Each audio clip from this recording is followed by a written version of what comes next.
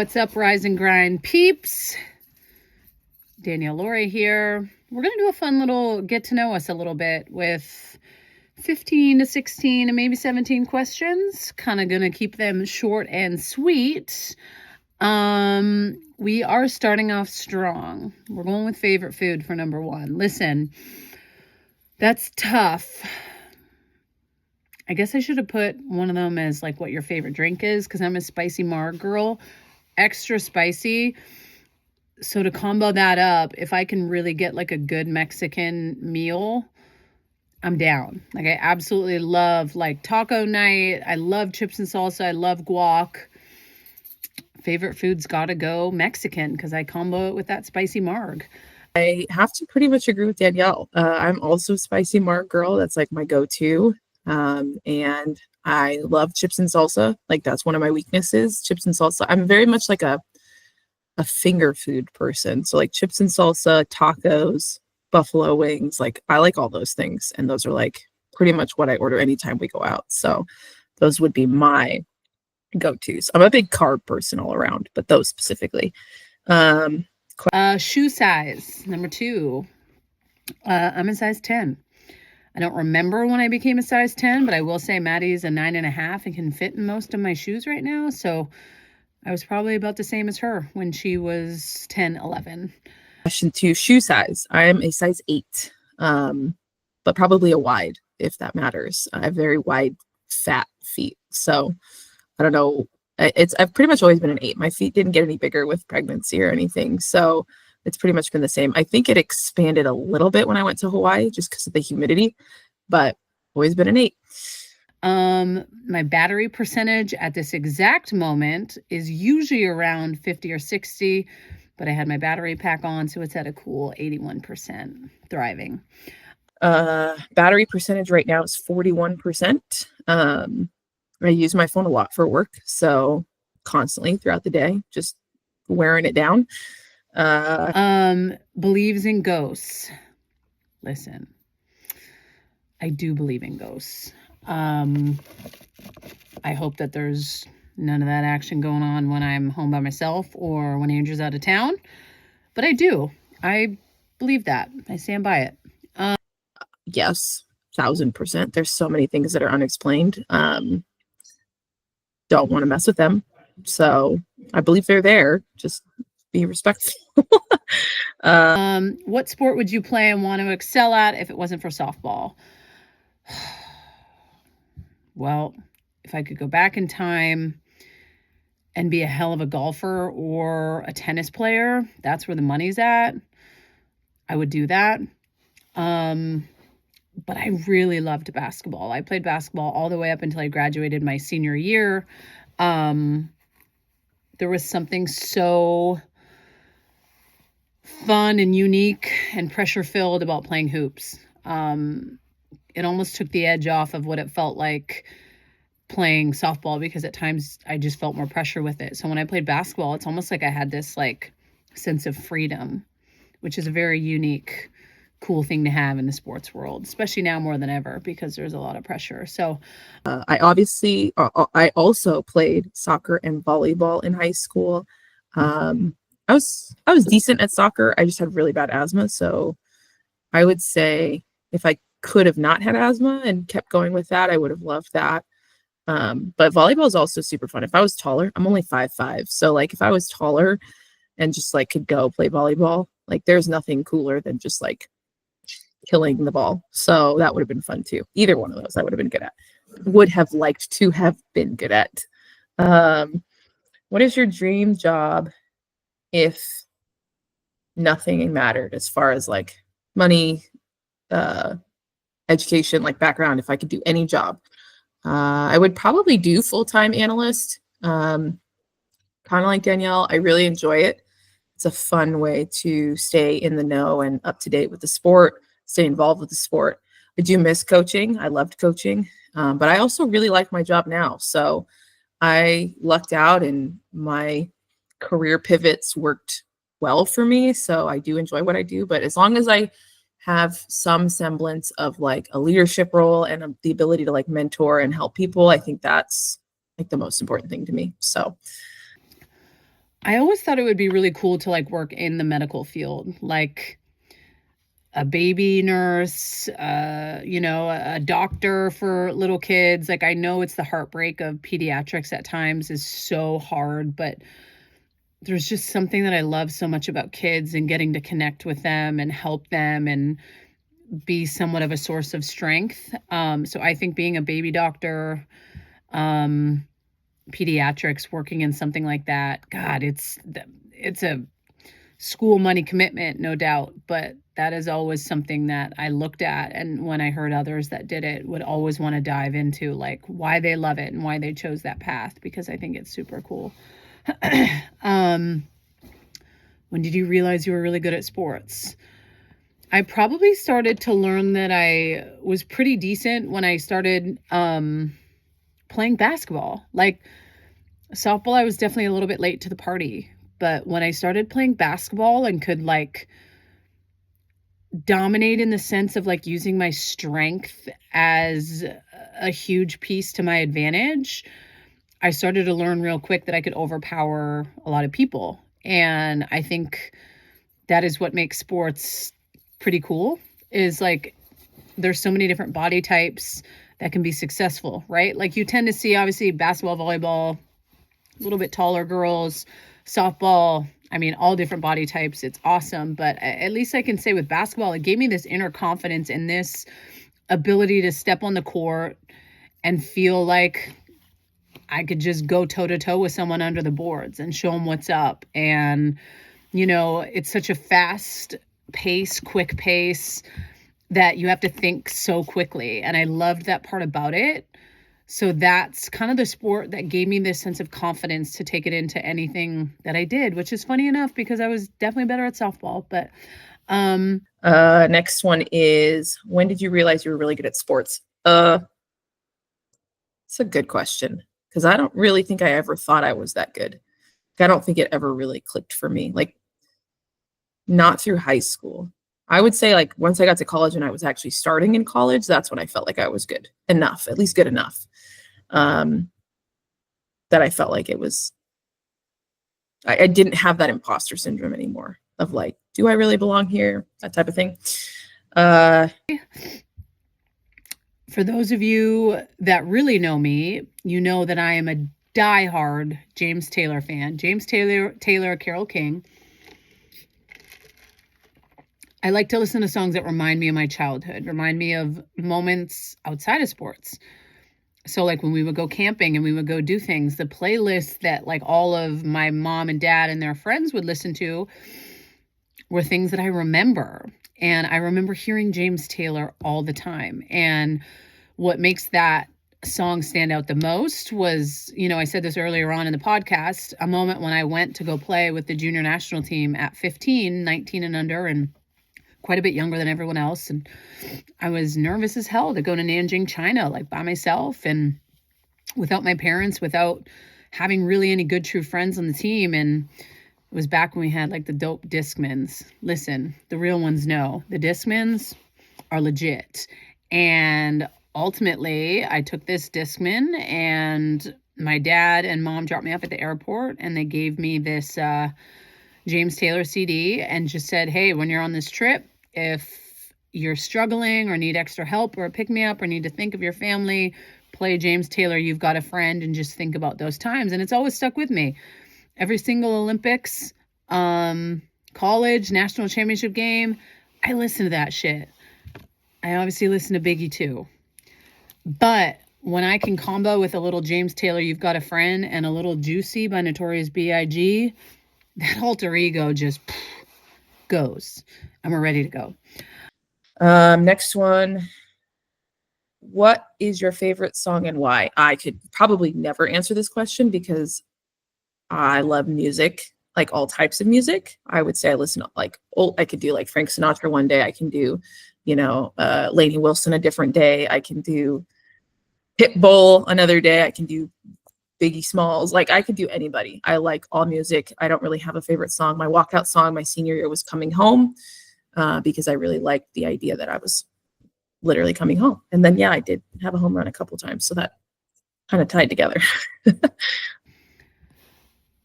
What's something you remember from your childhood that a coach said or did that impacted you in a negative way? So this is my first softball team ever that I tried out for, the Langley Rebels. My dad didn't coach. It was another coach. Her name was Debbie. And I think I was 11, 10 or 11. And I really wanted to start pitching. And I remember her having the conversation with me, in front of the whole team and making it well known that, like, you're not a pitcher, you don't have the body type for a pitcher. And I just remember thinking at that age, like, wow, this lady's just blowing me up in front of all of these little girls on the team. That stuck with me for a really long time. Because obviously, like, pitching was very hard to learn back in the day. There wasn't a whole lot of pitching coaches back when I was 11. But I really wanted to try it. There was a sense of seeing how a pitcher can go out there and dominate and how cool that piece was that I always wanted to be a part of. And so I remember that year practicing so much with my dad, but never getting to pitch in any games. And that just set the flame up high. We turned up the gas and went hard in the paint. And then obviously went to a new team and things worked out. But yeah, Debbie, I remember when you said that. What's your favorite song and why? What's something you remember from your childhood that a coach said or did that impacted you in a negative way? Ooh, I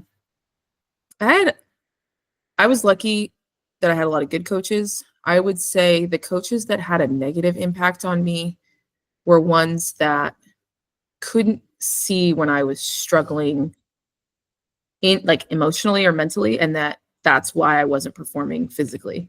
Like the coaches that never took a moment to, like, realize that something deeper was going on, that feels negative to me because that's one of the biggest, easiest things to pick up on when you know your student athletes. So anytime a coach knows their players, they know when something's off. They know when that's not how you usually perform, what's going on. And so I feel like that anytime, and it happened to me a couple different times.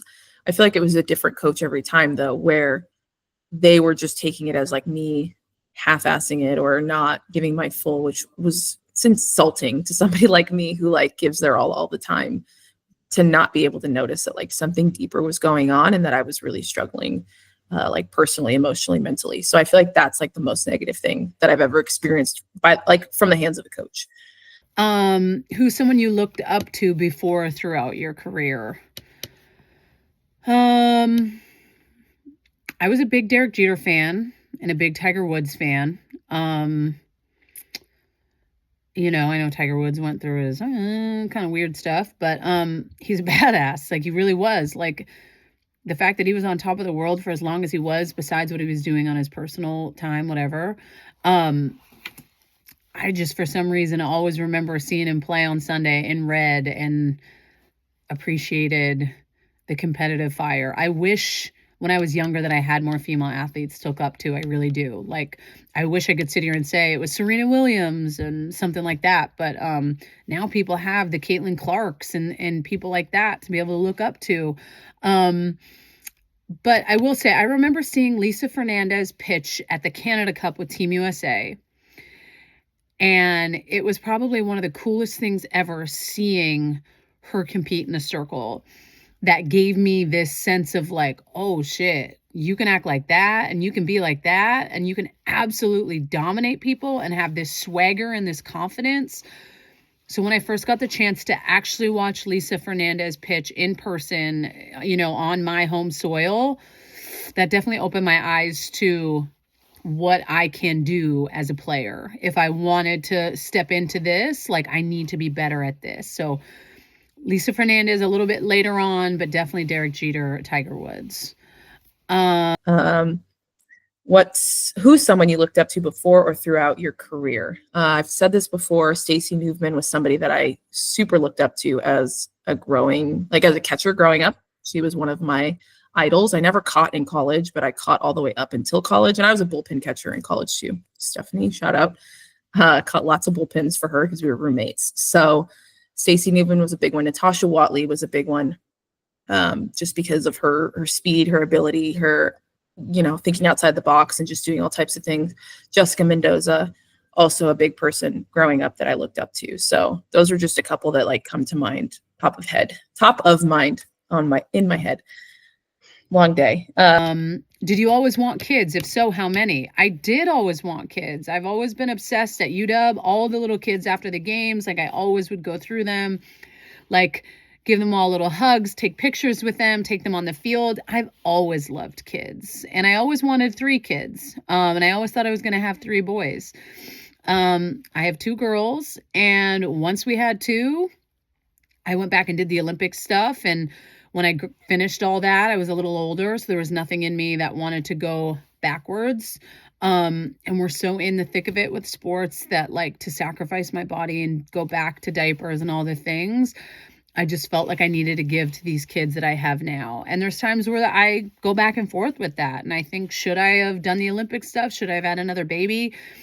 You know, we got to be where our feet are at. And when we make these big girl decisions, we made it as a family that we were done at 2, we were done at 2. But it didn't mean that I didn't mourn that process. I definitely was a little bit sad about it. What's the...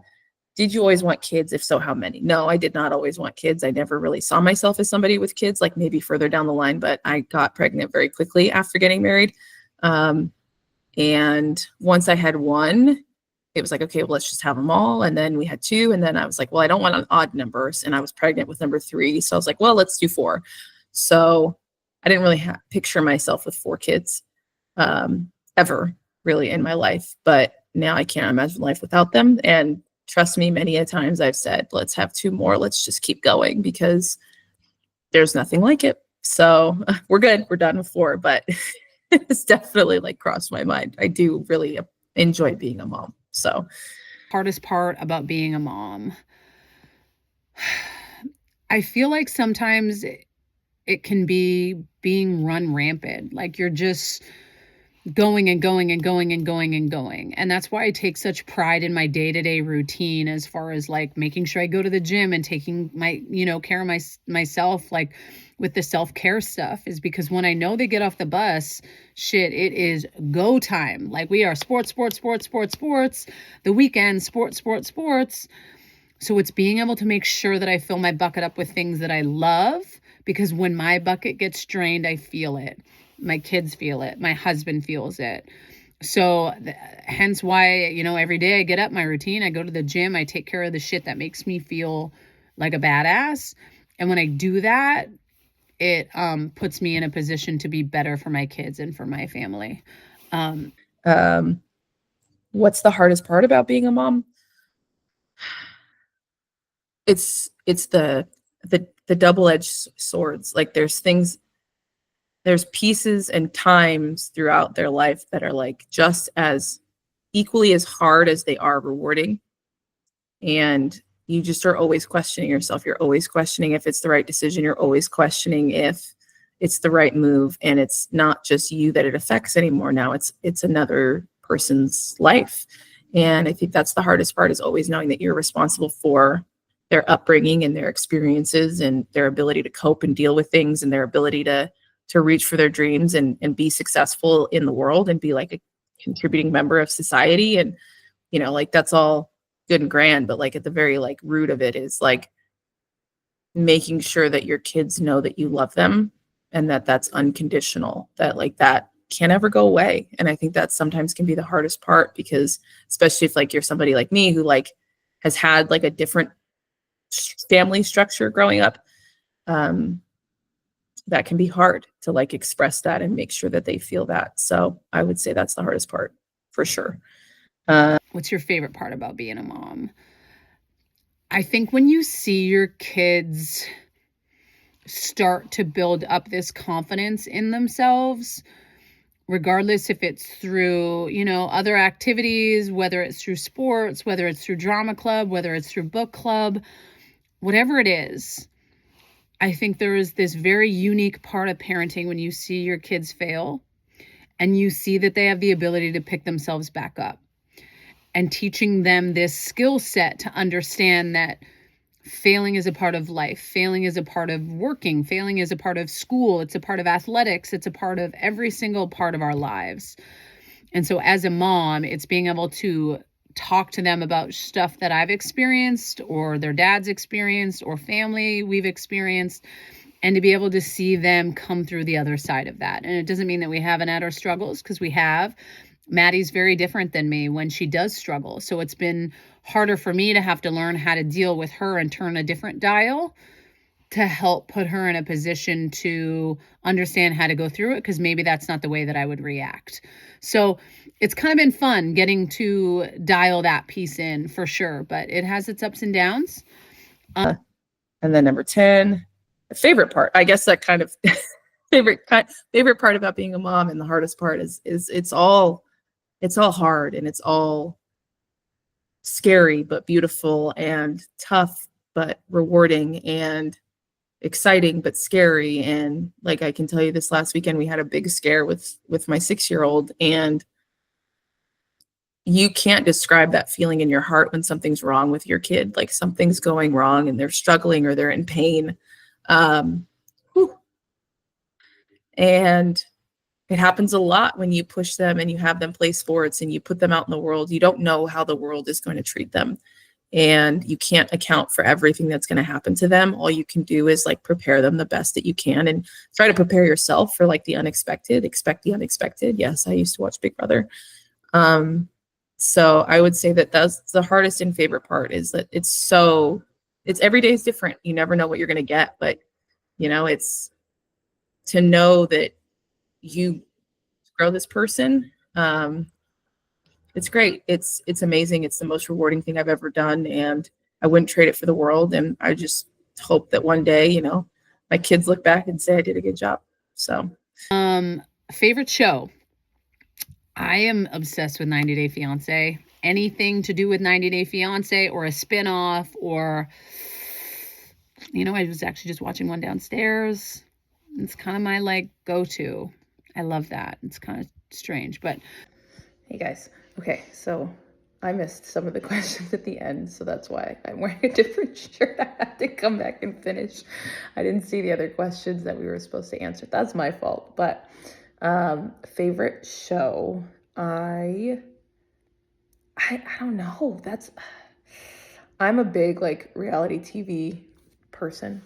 It's like my guilty pleasure. So I do watch a lot of reality, like Bravo, Southern Charm, all the things, Summer House, Real Housewives. I do watch all of those. I also love Yellowstone, Game of Thrones. We do a lot of movies in our house. Like we do the whole Harry Potter series. We do all the Avengers, all the Star Wars. Like it's like a tradition for the family. Like during the holidays when they're not at school, like we're watching those movies constantly. I don't have a whole lot of time to watch TV. I read books more than anything. So I do have a couple favorites. Mad Men. Like I watch a lot of stuff. It's hard to pick one. A gift to describe how you feel right now. I don't know if anyone are Simpsons fans, but like the gif of Homer Simpson when he just like goes into the bushes. That's probably what I would do right now. I'm not going to explain anything. I'm just saying, like, sometimes it just gets you out of anything. Hey, see you later. I don't want to have this conversation. I don't want to chat right now. I'm just going back here. See ya. The next one was a gift to describe how you feel. We're about a week away from Christmas, so that one with the dog sitting at the table drinking the coffee while the entire room's on fire, that about sums it up right now. Experience that made you laugh or cry. Shit, both of these. So anytime, it was a clip of Charles Barkley and Shaq, and it was just from last week, and the host, or one of the guys on there mentioned like was making an example of Jay-Z, and Charles Barkley goes over and he goes, hey, it's probably not a good time for that right now. And just Shaq getting up and laughing. I watched it like 5 or 6 times with tears streaming down my face.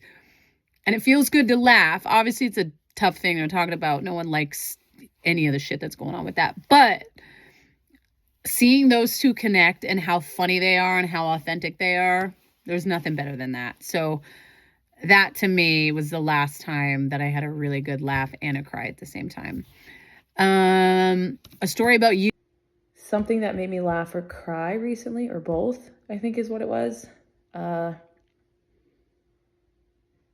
cried this and laughed when my 6-year-old got hurt on Sunday, because it was such an accident, like such a freak accident, but he was also in pain and it was pretty serious. Had to go to the emergency room. He's okay, everything's fine, but it definitely made me cry, but also laugh, because that's all you can do in those situations is just like thank God everything's okay. He's healthy, he's fine. But like cry because it happened.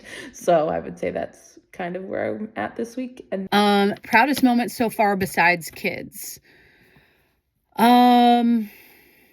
It's tough to sum it up in one. I gotta like cut it down the middle with two. I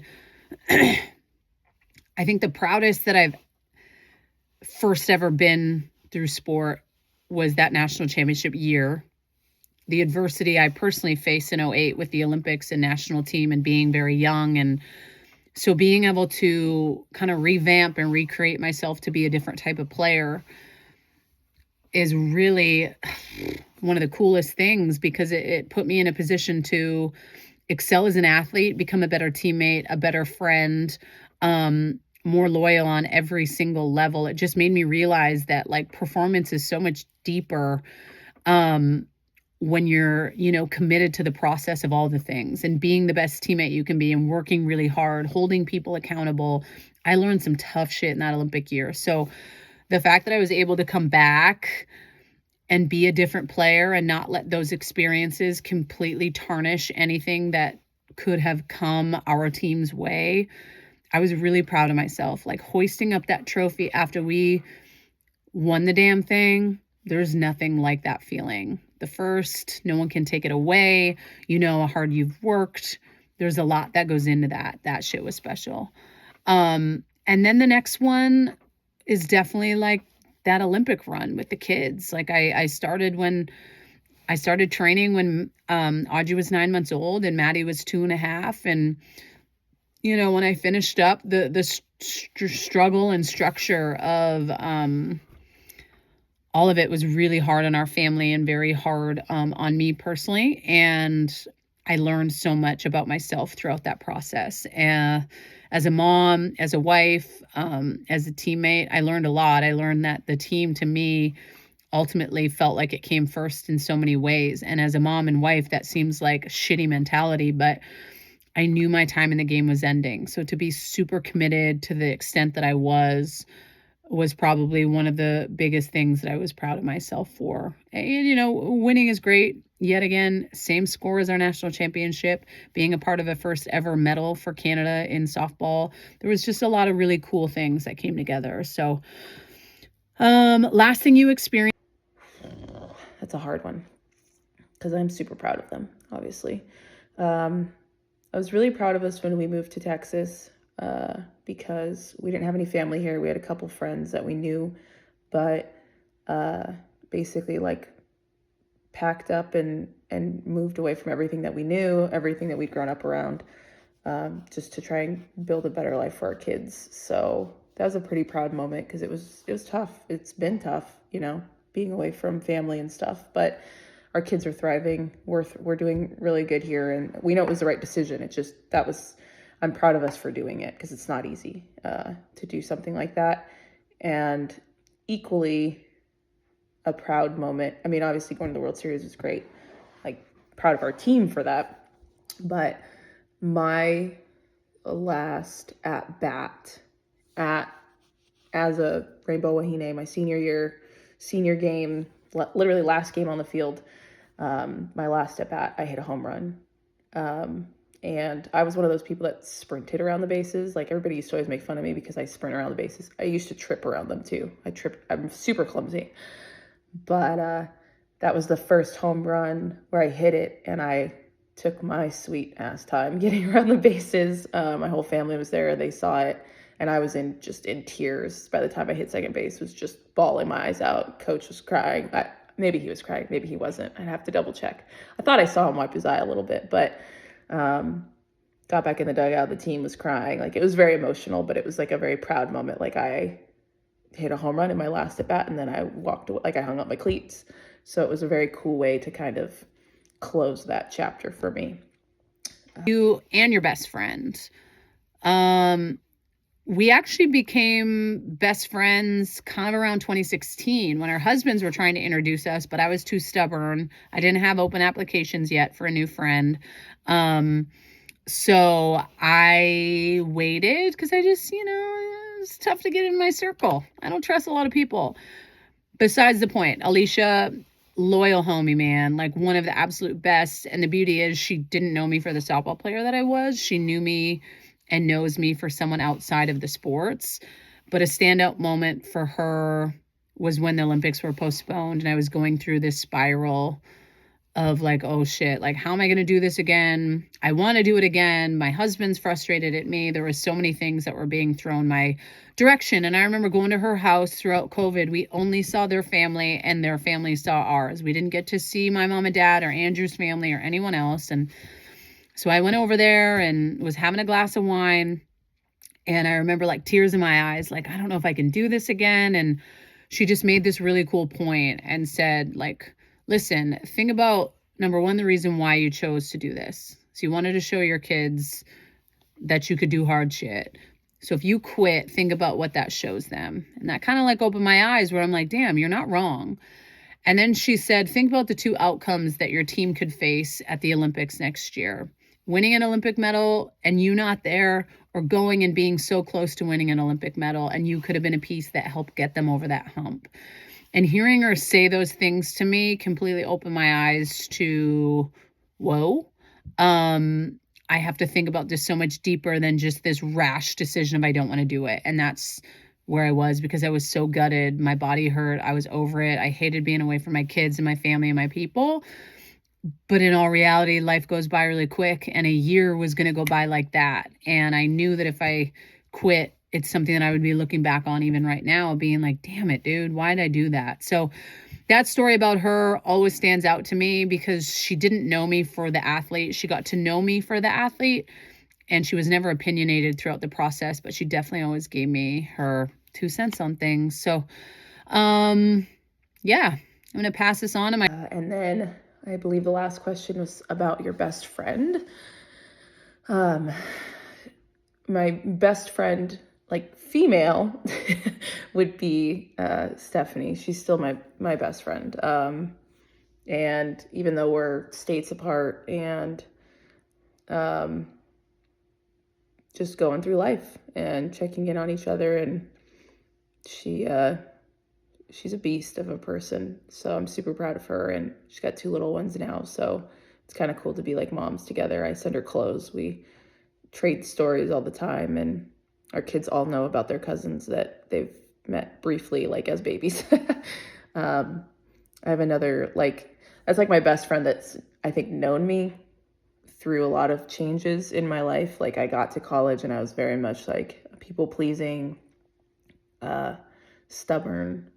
Not that all of that has changed that much, but I was very, I had to always be right. And she's one of the people that kind of helped pull me out of that. Was like, it's not always the best thing to be right all the time. Like there's a way to go about it. I'm not saying I don't like being right anymore, but I've tried to finesse it just a little bit. My best mom friend, also still in California. Her name's, I call her Connie. She doesn't like that, so she's gonna kill me when she hears this. But we were both super young moms together at the school that our kids went to together, and her oldest boy and Penelope are really close friends. They're betrothed, basically. But it's just always been nice having somebody who understands what I was going through as a young mom. It's just different when you're that young having kids. And so we've always bonded over that. Our husbands get along great. They're probably they're in a manship themselves. So love her. And then I think just my best friend overall is probably my husband. I spend the most time with him. We've known each other since we were 13, 14, maybe. And it's just, we do everything together. I mean, we have the kids, but we also work out together. We watch TV, we joke around together. Sit there and scroll Instagram together. That's a big thing for us, is we like scrolling together, so that, I mean, we do it separately too, but that's a thing that we do at night. So, yeah, I've got a small circle, but it's a good one. And then, yeah, I think Danielle's becoming one of my best friends too, which is kind of cool because, as competitors, you kind of face off against people and you can kind of see little bits of yourself in them, like that competitive edge or like that, like, take no bullshit attitude. And like, those are some of my favorite parts of her. And what I'm learning more about is her as a mom, which is it's amazing. Like, I would have never known these pieces of her without this opportunity. So it's been really nice having somebody who gets where I'm coming from, who gets what we both understand what we've been through and how we're now in this new stage of life and going through things. And so I think that's one of the most beneficial things about the podcast is just, learning parts of each other that even we didn't know. Like, you guys have to understand, like, we knew of each other before the podcast or like whatever we'd see on social media, but like, it's not like we were like friends before this started. So it's been a culmination of a couple months now and just getting closer. And so, yeah, I'd say that's been really cool too. So thanks for tuning in and listening to all of our odds and ends questions. We appreciate the time, and we wish you guys all happy holidays. There won't be one obviously next week on Christmas, but we hope that you guys enjoy the time off with your families and have fun ringing in the new year. So we'll see you in. Bye, guys.